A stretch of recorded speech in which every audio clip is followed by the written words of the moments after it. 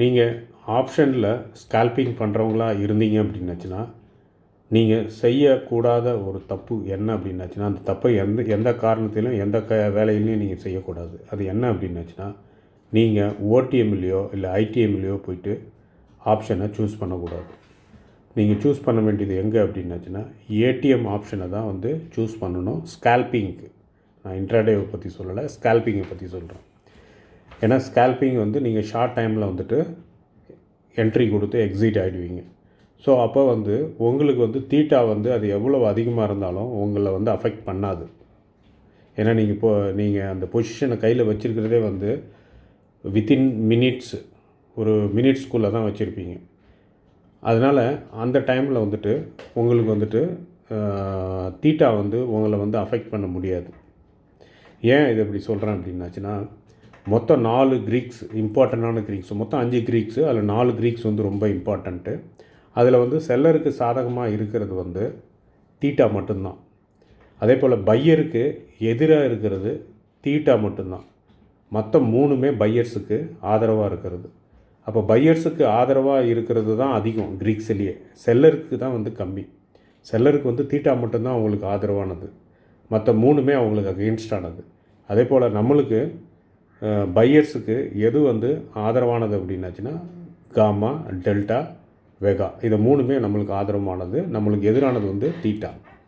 அப்போ அந்த தீட்டாவை மட்டும் நீங்கள் வந்து சமாளிச்சிங்கன்னா போதும். அப்போ இந்த ஸ்கால்பிங்கிறது வந்து ஒரு பெஸ்ட்டு ஆப்ஷன். எப்படின்னா, நீங்கள் வந்து ஷார்ட் டைமில் வந்துட்டு எக்ஸிட் கொடுத்து என்ட்ரி கொடுத்து எக்ஸிட் ஆகிறதால தீட்டா வந்து உங்களை வந்து அஃபெக்ட் பண்ணாது. அப்படி பண்ணுறப்ப நீங்கள் இன்னொரு விஷயத்தையும் கையில் கவனத்தில் வைக்கணும். என்ன அப்படின்னாச்சுன்னா, உங்களுக்கு ஆதரவாக இருக்கிற பையர்ஸுக்கு ஆதரவாக இருக்கிற அந்த 3 க்ரீக்ஸும் எப்போ ஹையஸ்ட்டாக இருக்குமோ அந்த ஆப்ஷனை தான் வந்து ஸ்ட்ரைக் ப்ரைஸை தான் நீங்கள் வந்து சூஸ் பண்ணணும் ஸ்கால்பிங்க்கு. நீங்கள் ஓடிஎம்லேயோ இல்லை ஐடிஎம்லேயோ போய்ட்டு ஆப்ஷன் ப்ரைஸை வந்து நீங்கள் வந்து சூஸ் பண்ணவே கூடாது. அப்போ நீங்கள் எப்போ காமா வந்து அதிகமாக இருக்கும், எந்த ஸ்ட்ரைக் ப்ரைஸில் காமா அதிகமாக இருக்கும்னா ஏடிஎம் ஸ்ட்ரைக் ப்ரைஸில் தான் காமா அதிகமாக இருக்கும். வெகா எப்போ அதிகமாக இருக்கும் அப்படின்னாச்சுன்னா அதுவும் ஏடிஎம்மில் தான் வந்துட்டு அதிகமாக இருக்கும். இப்போ 2 இது வந்து ஏடிஎம்மில் அதிகமாக இருக்குது. அப்போ டெல்டா வந்து எதில் அதிகமாக இருக்கும்னா டெல்டா வந்து ஐடிஎம்மில் அதிகமாக இருக்கும். ஆனால் நம்ம ஏற்கனவே 2 இது வந்து ஹையை சூஸ் பண்ணதால் ஒன்றை வந்து காம்ப்ரமைஸ் பண்ணி தான் ஆகணும். அப்போ டெல்டா வந்து என்ன பண்ணுறோன்னா அதை ஏடிஎம்க்கு கொண்டாந்தோன்னா ஏடிஎம்மில் வந்துட்டு அது 0.5 லெவலில் இருக்கும், ஆஃபில் இருக்கும். ஸோ அப்போ வந்துட்டு இந்த ஸ்ட்ரைக் ப்ரைஸு ஏடிஎம் ஸ்ட்ரைக் ப்ரைஸை நீங்கள் சூஸ் பண்ணிங்க அப்படின்னாச்சுன்னா உங்களுக்கு இந்த 3மே ஃபேவரபுளாக சப்போர்ட் பண்ணும்.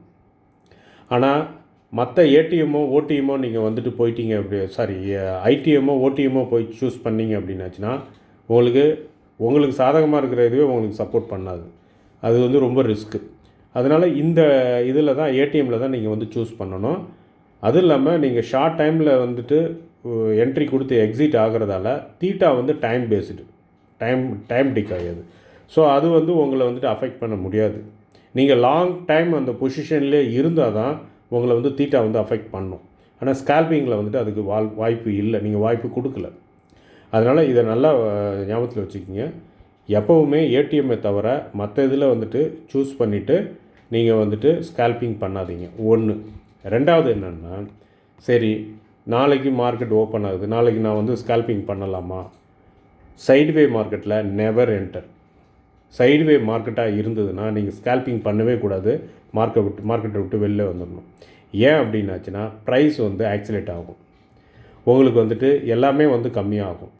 உங்களுக்கு வெகாவும் கம்மியாகும், காமாவும் கம்மியாகும், டெல்டாவும் வந்து கம்மியாகும். ஸோ இது எல்லாமே வந்து கம்மியாக இருக்கும். 2வது சைட்வே மார்க்கெட் வந்து யாருக்கு ஃபேவரபுள்னா அவங்களுக்கு ஃபேவரபுள், யாருக்கு? செல்லர்ஸ்க்கு வந்து ஃபேவரபுள். அதனால் சைட்வே மார்க்கெட் அப்படின்னு நான் சொல்கிறது என்ன அப்படின்னாச்சுன்னா கன்சால்டேஷன் சொல்லுவாங்க. அது அக்குமுலேஷனாக இருந்தாலும் சரி, டிஸ்ட்ரிபியூஷனாக இருந்தாலும் சரி, காமன்லி கன்சால்டேஷன், இன்னொரு டேர்ம் வந்து சைட்வே. ஸோ இந்த மாதிரி மார்க்கெட் வந்து இருக்கிறப்ப ஸ்கால்பிங் பண்ணவே கூடாது. அந்த டைமில் வந்து நீங்கள் ஒதுங்கிடணும். அப்போ மார்க்கெட்டே வந்து 3 இதில் தான் வந்து கேட்டகரியில் தான் வந்து நம்ம செப்பரேட் பண்ணலாம். ஒன்று வந்து என்ன அப்படின்னாச்சுன்னா புல்லிஷ் மார்க்கெட்டு, இன்னொன்று வந்து பேரிஷ் மார்க்கெட்டு, இன்னொன்று வந்து சைட்வே மார்க்கெட்டு. ஸோ இந்த 3 மார்க்கெட்டில் ஒரு மார்க்கெட்டு தான் செல்லர்ஸ்க்கு சாதகமானது. அது என்ன மார்க்கெட் அப்படின்னா சைட்வே மார்க்கெட்டு. புல்லிஷ் மார்க்கெட்டோ இல்லை பேரிஷ் மார்க்கெட்டோ அவங்களுக்கு அகேன்ஸ்டானது. ஆனால் அதே பையர்ஸுக்கு வந்துட்டு அகேன்ஸ்டானது வந்து ஒன்று தான், சைட்வே மார்க்கெட் மட்டும்தான். அப்போ சப்போர்ட்டாக உள்ளது வந்து புல்லிஷ் மார்க்கெட்டு, பேரிஷ் மார்க்கெட் ரெண்டுமே வந்து பையர்ஸ்க்கு வந்து சப்போர்ட் ஆனது. இப்போ இதெல்லாம் வச்சு பார்க்குறப்ப நீங்களே வந்து கொஞ்சம் யூஸ் பண்ணுங்கள் உங்கள் நாலேஜை. ஃபஸ்ட்டு க்ரீக்ஸை பற்றி சொன்னேன். 4 க்ரீக்ஸில் 3 க்ரீக்ஸுக்கு பையர்ஸுக்கு சப்போர்ட்டாக இருக்குது. அதே போல் மார்க்கெட்டு கேட்டகரி பண்ணோன்னா மார்க்கெட்டினுடைய கிளாஸிஃபிகேஷனில் 3 கேட்டகரி 3 சினாரியோவில் வந்துட்டு 2 சினாரியோ தான் வந்துட்டு 2 சினாரியோ நம்மளுக்கு சாதகமாக இருக்குது, ஒன்று தான் வந்து செல்லருக்கு சாதகமாக இருக்குது. அப்போ பையர்ஸையும் செல்லர்ஸையும் கம்பேர் பண்ணிங்க அப்படின்னாச்சுன்னா பையர்ஸுக்கு தான் நிறைய அட்வான்டேஜ், நிறைய சாதகமான சூழ்நிலைகள் இருக்குது. அப்படி இருக்கிறப்ப பையர்ஸ் ஏன் வந்து பணத்தை இழக்கிறாங்க? இதுதான் வந்து கொஸ்டின். புரியுதுங்களா? செல்லர் சம்பாதிக்கிறாங்கன்றது ஒரு பேச்சு ஏன் வருது? என்ன அப்படின்னாச்சுன்னா அவங்களுக்கு ப்ளஸ்ஸாக இருக்கிறது ஒன்று தான், தீட்டா. ஸோ இந்த மாதிரி தீட்டா வச்சு தான் அவங்க வந்து இது பண்ணுறாங்க. பையர்ஸு என்றைக்குமே வந்து லாங் டைம் வந்து ஒரு பொசிஷனை ஹோல்ட் பண்ணவே கூடாது.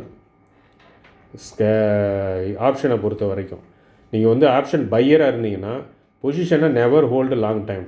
இன்றைக்கி வாங்கிட்டு நாளைக்கு விற்போம், நாளான்னைக்கு விற்போம், இந்த வாரத்து கடைசியில் ஏறும், அந்த மாரிலாம் எந்த ஒரு அசம்ஷனுக்கு நீங்கள் வந்து போகக்கூடாது.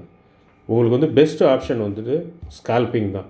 ஏன்னா டைம் டிக்காயை வந்து நீங்கள் வந்து ஓவர் கம் பண்ணி ஆகணும் தீட்டாவை. அதுக்கு வந்து ஒரே வழி என்னென்னா ஸ்கால்பிங் தான். அதனால் நல்லா மைண்டில் நல்லா ஞாபகத்து வச்சுங்க. பையர்ஸுக்கு தான் வந்து எல்லாமே சாதகமாக இருக்குது. நீங்கள் யோசித்து நிதானமாக முடிவு எடுத்தீங்க அப்படின்னாச்சுன்னா ஃபஸ்ட் கிளாஸாக சம்பாதிக்கலாம், நிறையா இன்வெஸ்ட்மெண்ட் இல்லாமல். பாருங்கள், நாளைக்கு மார்க்கெட் வந்து பாருங்கள் எப்படி ஓப்பன் ஆகுதுன்னு. சைட்வே மார்க்கெட்டாக இருந்ததுன்னா கீப்பாகவே என்ட்ரு ஆக வேண்டாம். ஃபஸ்ட்டு மார்க்கெட்டு சினாரியோ வந்து புரிஞ்சுக்கிங்க. இது வந்து சைட்வேனா ஒஸ்ட்டு சினாரியோ நம்மளுக்கு. ஸோ அதனால் அது புல்லிஷு பேரிஷ்னால் நம்மளுக்கு வந்து பெஸ்ட்டு சினாரியோ. அடுத்தது வந்து scenario okay, market condition okay, நான் என்ட்ரு ஆகலான்னு மார்க்கெட் வந்து சிக்னல் எனக்கு இருக்குது. நெக்ஸ்ட்டு ஆப்ஷனுக்குள்ளே போகிறப்ப ஏடிஎம்மா, ஓடிஎம்மா, ஐடிஎம்மா எந்த ஆப்ஷனை சூஸ் பண்ணுறதுன்னா கண்ணை மூடிட்டு நீங்கள் வந்து ஏடிஎம்மில் தான் கை வைக்கணும், வேறு எதுலேயுமே வைக்கக்கூடாது. ஏன்னா 3 க்ரீக்ஸ் ஏடிஎம்மில் வந்து உங்களுக்கு சப்போர்ட்டாக இருக்கும். ஒரே ஒரு க்ரீக்ஸ் மட்டும் உங்களுக்கு அகேன்ஸ்டாக இருக்கும், அது தீட்டா. ஸோ அந்த தீட்டாவை மட்டும் நீங்கள் சமாளித்தா போதும். அந்த தீட்டாவை சமாளிக்கணும்னா என்ன பண்ணணும்? குயிக்காக என்ட்ரி கொடுத்து குயிக்காக எக்ஸிட் ஆகணும். டைம் வந்து உங்களை அட்டாக் பண்ணுறதுக்கு முன்னாடியே நீங்கள் வெளியில் வந்துடணும். இதுதான் வந்து ஸ்கால்பிங்கினுடைய சீக்ரெட்டு. நீங்கள் அந்த ஸ்ட்ராட்டஜி இந்த ஸ்ட்ராட்டஜி அதெல்லாம் ஒன்றும் வேண்டாம். நீங்கள் க்ரீக்ஸை பற்றி நல்லா தெரிஞ்சுக்கிட்டிங்கன்னா போதும். உங்களுக்கு க்ரீக்ஸை பற்றி சரியாக தெரியல அப்படின்னாச்சுன்னா என்னுடைய சேனலில் போய்ட்டு க்ரீக்ஸ் அப்படின்ற ஒரு ப்ளேலிஸ்ட் இருக்கும். அந்த ப்ளேலிஸ்ட்டில் இருக்கிற எல்லா வீடியோஸையுமே நீங்கள் ஒரு வாட்டி பாருங்கள். பார்த்தீங்க அப்படின்னாச்சுன்னா உங்களுக்கு கிளியராக வந்து புரிஞ்சிடும். ஓகேங்களா? சக்ஸஸாக பண்ணுங்கள், கான்ஃபிடெண்ட்டாக பண்ணுங்கள், பயப்படாதீங்க, யோசித்து நிதானமாக பண்ணுங்கள். நம்மளுக்கு தான் வந்து சாதகமான சூழ்நிலைகள் அதிகமாக இருக்குது.